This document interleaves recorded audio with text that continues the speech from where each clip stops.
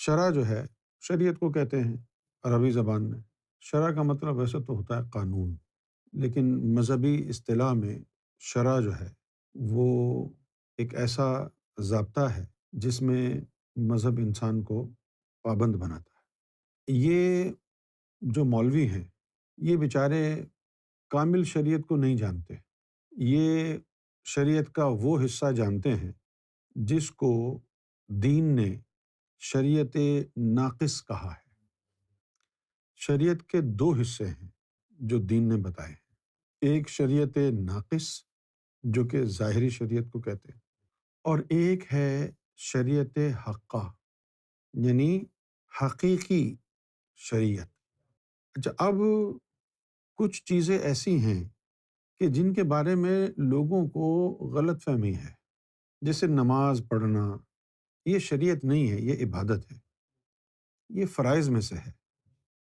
سلطان حق باہو کی جو کتابیں بھری ہوئی ہیں ان میں بھی جگہ جگہ یہی لکھا ہے کہ جو بے شرع فقیر ہوتا ہے اس پر شیطان کی لعنت پڑتی ہے۔ سرکار گوھر شاہی نے بھی کہا ہے کہ شریعت کے بغیر انسان آگے بڑھتا نہیں۔ تو اب جو غوث اعظم کا جو قول ہے کہ بے شرع جو انسان ہے اس کو منزل نہیں ملتی، اس میں پوری صداقت ہے، اس میں کوئی شک اور شبے والی بات نہیں ہے۔ صرف اب سمجھنا یہ ہے کہ پابند شریعہ ہونا کیا ہے اور بے شرع ہونا کیا ہے۔ داڑھی کا جب حکم نہیں آیا تھا اس وقت داڑھی کا کیا مقام اور مرتبہ تھا دین اسلام میں؟ یہاں پر لوگ کنفیوز کرتے ہیں دو باتوں کو، ایک ہے سنت رسول اور ایک ہے شرعی عمل۔ بہت ساری چیزیں ایسی ہوتی ہیں کہ جس میں نبی پاک صلی اللہ علیہ وآلہ وسلم کا جو عمل ہے وہ شدت کے ساتھ امت پر لاگو نہیں ہوتا ہے، اور اس کو کہتے ہیں سنت غیر مؤکدہ۔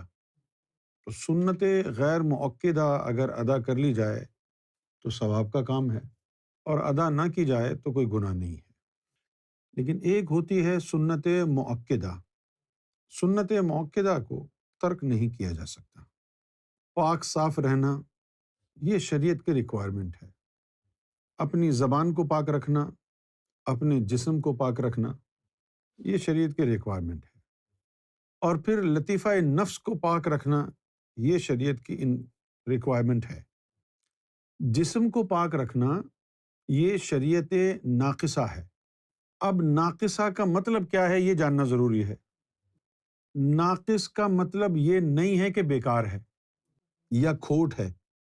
ناقص کا مطلب یہ ہے کہ صفائی ادھوری ہے، نقص ہے، کامل نہیں ہے۔ جس طرح عورت کے بارے میں کہا جاتا ہے کہ اس کی عقل ناقص ہے، تو ناقص کا مطلب یہ نہیں ہے کہ اس کی عقل خراب ہے، ناقص کا مطلب یہ ہے کہ عقل ادھوری ہے۔ تو یہ ظاہری شریعت جسے ہم شریعت ناقصہ کہا گیا ہے۔ داتا علی حجویری کی کتاب اٹھائیں، غوث اعظم کی کتاب اٹھائیں، آپ سلطان حق باہو کی کتاب اٹھائیں تو آپ کو پتہ چلے گا کہ یہ جو ظاہری شریعت ہے اس ظاہری شریعت کو شریعت ناقصہ کہا گیا ہے۔ تو ناقصہ کا مطلب کیا ہوا کہ آپ نے ظاہری شریعت پوری اپنا لی، اس کے باوجود بھی ادھورا کام ہوا ہے، ابھی پورا کام نہیں ہوا۔ آپ نے وضو کر لیا، آپ نے غسل کر لیا، لیکن ابھی بھی طہارت آپ کی کامل نہیں ہے، کہ جسم پاک صاف کرنے کے باوجود بھی برے برے خیالات جو آ رہے ہیں، فاسد خیالات جو آ رہے ہیں، وہ آپ کی ادھوری طہارت کا بھانڈا پھوڑ رہے ہیں۔ تو اس شریعت کو کامل کرنا کیا ہوا پھر؟ کہ ظاہری شریعت کے ساتھ ساتھ اپنے نفس کو بھی پاک صاف کیا جائے۔ جب نفس بھی پاک ہو جائے گا تو اب یہ شریعت حقہ ہے۔ اب آپ کو شریعت سے فائدہ ہونا شروع ہوگا۔ اس سے پہلے نہیں ہوتا۔ اچھا، اب یہ سوال کیا جائے اگر آپ سے کہ ایک شخص پوری ظاہری شریعت اپنا لے، نہانا دھونا، غسل کرنا، وضو کرنا، داڑھی شریف، امامہ شریف، سب کچھ کر لے، لیکن وہ شریعت حقہ یعنی نفس کی طہارت کا اہتمام نہ کرے، تو کیا دین میں کامیابی حاصل ہو جائے گی؟ قطعی نہیں۔ کیوں نہیں؟ کیونکہ قرآن نے کہا قد افلح من تزکا، کہ کامیاب وہ ہوگا جس نے اپنے نفس کو پاک کر لیا۔ تو ایک ایسا شخص جو ساری ظاہری شریعت کو اپنا لیتا ہے، کیا اسے باشرع کہا جا سکتا ہے جبکہ شریعت پر اس نے پورا عمل نہیں کیا؟ شریعت کا ایک بازو، ظاہری بازو اپنایا اور باطنی بازو شریعت کا چھوڑ دیا، فراموش کر دیا، یا اس تعلیم کو رد کر دیا، مانا ہی نہیں، باوجود اس کے کہ قرآن مجید اس کا مصداق ہے۔ اچھا، اب آپ کو داڑھی تو نظر آ جائے گی، امامہ تو نظر آ جائے گا، لیکن نفس کی طہارت کیسے نظر آئے گی؟ نفس کی طہارت نظر آئے گی جیسے ہمارے ساتھ بہت سے لوگ لگے، سرکار سے ان کی نسبت کو 40 سال ہو گئے، اور وہ اس وقت بھی اس مغالطے میں ہیں کہ وہ ذاکر قلبی ہیں، لیکن جب ان کے کردار کی طرف نظر ڈالیں تو بہتان ترازی، غیبت کرنا، دل آزاری کرنا، لوگوں کو تکلیف پہنچانا، جھوٹ بولنا، یہ تمام چیزیں آج بھی ان کی عادت ہے۔ تو کیا ہم یہ سمجھ جائیں گے کہ وہ مومن یا مومنہ ہے؟ کیا ہم یہ سمجھ لیں کہ اس کو سرکار گوہر شاہی کی صحبت میں کچھ ملا ہے؟ اگر ملا ہوتا تو کم سے کم نفس تو پاک ہوتا۔ اگر یہ برائیاں اس میں موجود ہیں، اگر وہ غیبت کرتا ہے بندہ، اگر وہ بہتان لگاتا ہے بندہ، تو سرکار کی تعلیم کیا کہتی ہے؟ سرکار کی تعلیم یہ کہتی ہے کہ بہتان اور غیبت جیسے گناہوں کا تعلق نفس امارہ سے ہے۔ ہم اب کیسے مانیں گے کہ اس بندے نے 40 سال سرکار کی نسبت میں گزارے ہیں اور یہ بڑا کامل ہو گیا ہوگا، جبکہ اس کی زبان کو تو غیبت اور بہتان کی آج بھی عادت ہے؟ تو یہ اس کا محض دعویٰ ہے، اور بہت بڑی بدبختی انسان کی اس وقت ہوتی ہے کہ جب ایک ایسے شخص پر بہتان اور غیبت لگائے جو کہ رب کی طرف سے نمائندہ بنا کے بٹھایا گیا ہو، تو ایک لمحے کے لیے اس کی غیبت کی تو ایمان گیا، ایمان یوں گیا۔ اب آ جائیے آپ ان لوگوں کی طرف جن کو آپ سمجھتے ہیں کہ یہ بڑے باشرع ہیں۔ اگر یہ بہت بڑے باشرع ہیں تو ظاہری گندگی کی وجہ سے انسان کو آپ کے جسم سے بدبو آئے گی، اور نفس کی غلاظت کی وجہ سے آپ کے کردار کی بدبو آئے گی۔ یہ جھوٹ بولنے میں، حسد کرنے میں، بغض میں، غیبت میں، بہتان ترازی میں ملوث ہے، اس نے باطنی شریعت کو اپنایا نہیں۔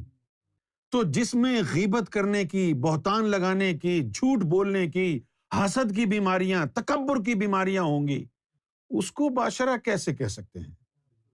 شریعت کے دو حصے ہو گئے نا، ایک تو ظاہری میں داڑھی ہے، جسم کی پاکیزگی ہے، اور باطن میں کیا ہے؟ باطن میں نفس کی طہارت ہے۔ نفس کی طہارت کا ثبوت کیا ہے؟ لوگ مجھ سے اگر پوچھیں کہ جی بتائیے میرا نفس پاک ہے، مجھ سے پوچھنے کی کیا ضرورت ہے؟ لوگوں سے پوچھو، کیا لوگ تم سے خوش ہیں؟ یا لوگ تم کو دیکھ کے نکل جاتے ہیں، راستہ بدل لیتے ہیں؟ کوئی ہے جو تمہاری صحبت میں گھنٹوں بیٹھ کے پرسکون رہے؟ کیا لوگوں کا جینا حرام کر رکھا ہے تم نے؟ یہ کردار کی بدبو انسان سے برداشت نہیں ہوتی۔ جاؤ کسی ایسے شخص کے پاس جو صبح شام لوگوں کی برائیاں ہی کرتا ہو، کسی کا احسان نہ مانتا ہو، غلاظتیں منہ سے اگلتا ہو، اور پھر دعویٰ بھی کرتا ہو میں گوہر شاہی کا مقرب ہوں، یا میں فقیر ہوں، یا میں بہت بڑا عالم ہوں۔ آنکھیں کھولنی ہوں گی عوام کو۔ جب دیکھا جائے گا کہ یہ شریعت پر عمل پیرا ہے یا نہیں، تو دو چیزیں دیکھی جائیں گی، ایک جسم کی طہارت اور دوسری نفس کی طہارت۔ جسم کی طہارت بدبو کی شکل میں آپ پر واضح ہو جائے گی، اور نفس کی طہارت یا غلاظت اس کے کردار میں جھلکے گی۔ اگر اس کا نفس پاک ہو گیا ہے تو وہ لوگوں کی غیبتیں نہیں کرے گا، کسی سے حسد نہیں کرے گا، اس میں تکبر کا شائبہ نہیں ہوگا، وہ بہتان نہیں لگائے گا، وہ غیبتیں نہیں کرے گا۔ اندر جب طہارت آ جائے گی انسان کے، اس کی زبان سے، اس کے کردار سے، اس کے اٹھنے بیٹھنے سے ظاہر ہوگی۔ غوث پاک رضی اللہ تعالی عنہ کا فرمان عین حق ہے۔ لیکن یہ جو مولوی ہیں، یہ وہ جاہل علماء ہیں جن کو طریقت کا تو چھوڑو، شریعت کا نہیں پتا۔ قرآن نے کہیں نہیں کہا کہ نہا لو گے، وضو کر لو گے تو دین میں کامیاب ہو جاؤ گے، لیکن قرآن نے یہ کہا ہے کہ نفس کو پاک کر لیا تو دین میں کامیاب ہو جاؤ گے۔ اور پھر اس کے بعد یہ مولوی جس کے لیے محمد رسول اللہ صلی اللہ علیہ وسلم نے فرمایا کہ آسمان کے نیچے زمین پر بدترین مخلوق ہوں گے اس دور کے علماء، فتنہ انہی سے برآمد ہوگا اور لوٹ کر انہی میں آئے گا۔ اور آج ہم دیکھ رہے ہیں یہ کتنی خوبصورت تبلیغ ہے، یہ کتنا خوبصورت پیغام ہے کہ بلا رنج و مجاہدہ سیدنا گوہر شاہی کی بارگاہ سے اذن ذکر قلب حاصل کر کے اپنے دنیا اور اپنے دین کو روشن اور منور کر لو، اور اس پیغام کے دشمن بن گئے ایسی ایسی باتیں لا کے کہ جن کا کوئی سر اور پیر نہیں۔ اپنا قبلہ درست کیجئے، عوام سے مخاطب ہوں۔ صرف داڑھی رکھنا پابند شریعت ہونا نہیں ہے، صرف شلوار قمیض کرتا پیجامہ پہن لینا، جبہ باندھ لینا پابند شریعت نہیں ہے۔ شریعت کا جو دوسرا جز ہے وہ پہلے جز سے بھی زیادہ ضروری ہے، اور وہ ہے آپ کے نفس کا تزکیہ۔ قد افلح من تزکا، کامیاب ہوگا وہ شخص جس نے نفس کا تزکیہ کر لیا۔ تو اب اگر آئندہ کوئی کہے کہ باشرہ ہونا ضروری ہے تو آپ اس سے یہ پوچھئے کہ چلے آپ بتائیے کہ باشرہ ہونا ہے کیا۔ اب ایک نقطے کی طرف اور بھی اگر اجازت دیں آپ،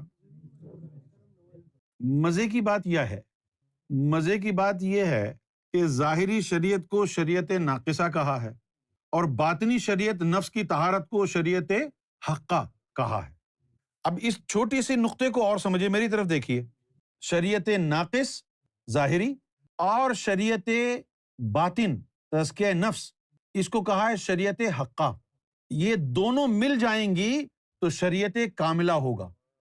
لیکن اگر شریعت ناقصہ نہ ہو، حقہ ہو، کامل تو نہیں ہوگا لیکن بے شرع نہیں کہلا سکتا، کیونکہ شریعت حقہ پر گامزن ہے، نفس پاک ہو چکا ہے، اور قرآن کا حکم ہے کہ قد افلح من تزکا، کامیابی ہو جائے گی شریعت حقہ کی وجہ سے۔ ظاہری شریعت میں کمزور بھی ہوا تو وہ تو ناقص تھی چیز جس میں کمزور تھا، جو زیادہ ضروری تھی وہ تو حاصل ہو گئی۔ تبھی تو علامہ اقبال جیسے لوگ بغیر داڑھی رکھے ولی بن گئے۔ اگر کوئی شخص یہ کہہ دے کہ یہ ظاہری شریعت ہی سب کچھ ہے اور داڑھیوں کا نہ ہونا بے شرع ہونا ہے، تو پھر علامہ اقبال مونچھیں رکھ کے داڑھی کٹوا کے وہ ولی کیسے بنے؟ وہ کیسے بنے ولی؟ شریعت حقہ کی وجہ سے۔ اور جنہوں نے شریعت ظاہر اور شریعت باطن دونوں کو ملایا وہ شریعت کامل میں ہو گئے، وہ شریعت کامل ہو گئی۔ لیکن اگر شریعت حقہ مل گئی اور شریعت ظاہری میں کمزور رہے، تب بھی منزل نہیں رکے گی، آگے بڑھ جاؤ گے، منزل نہیں رکے گی، آگے بڑھ جاؤ گے۔ اکیلی شریعت حقہ بھی مل گئی، باطنی شریعت بھی مل گئی تو منزل مل جائے گی۔ لیکن دوسری طرف شریعت حقہ نہ ہو، صرف شریعت ظاہر ہو، تو اس سے کام نہیں بنے گا، کیونکہ یہ ناقص ہے، حقیقت نہیں ہے، جھوٹ ہے۔ جھوٹ کیوں کہا اس کو؟ جیسے کہ انسان ہے، انسان کی کوئی حقیقت نہیں ہے۔ کیوں نہیں ہے؟ وہ جو ہم کہتے ہیں نا اللہ کے انعاموں میں سے ایک نام ہے جس کو عمران خان صاحب بھی اپنے انداز میں بیان فرماتے ہیں، اللہ الحق ہے، یہ ہے نا؟ تو حق کیا ہوتا ہے؟ حق وہ ہوتا ہے جو ہمیشہ سے ہے، ہمیشہ رہے گا۔ انسان حق نہیں ہو سکتا، انسان مع الحق ہوتا ہے، انسان بالحق ہوتا ہے، حق کے ساتھ انسان حق نہیں ہو سکتا۔ وہ کیسے؟ انسان تو تھا ہی نہیں، بعد میں اس کو مارز وجود میں لایا گیا، تو یہ حقیقت نہیں ہے۔ حقیقت کیا ہے؟ جو ہمیشہ سے ہے، اللہ ہمیشہ سے ہے، وہ حق ہے، وہ حقیقت ہے۔ اور انسان، ایسا وقت آیا ہے کہ جب انسان کچھ تھا ہی نہیں۔ جو چیز ہو وہ حقیقت ہے، اور جو ہمیشہ سے نہ ہو وہ حقیقت نہیں ہے۔ اسی طریقے سے شریعت ناقص کو حق کیوں نہیں کہتے؟ پوچھئے کیوں نہیں کہتے؟ اس لیے نہیں کہتے کہ اندر پاکیزگی ہو تو پھر باہر کی پاکیزگی کام دکھاتی ہے۔ تیرے جسم پر میل لگا ہوا ہے، مہینوں سے نہیں نہایا تو، بدبو آ رہی ہے پسینے کی، ہیں، اور داغ پڑے ہوئے ہیں میل کے، ادھر ادھر ادھر بدبودار، اور تو نئے کپڑے پہن کے آ جائے، لوگ خوش ہوں گے دیکھ کے، سب تنقید کریں گے، یار جب نئے کپڑے پہنے ہیں تو اندر نہا دھو کر کے پہنتے نا۔ تو اگر یہ ریت اور رواج نکل جائے کہ نہانا دھونا چھوڑ دیں لوگ، میل اتارنا چھوڑ دیں لوگ، اور بس نئے نئے کپڑے پہننے لگیں، تو کیا کبھی بدبو ختم ہوگی؟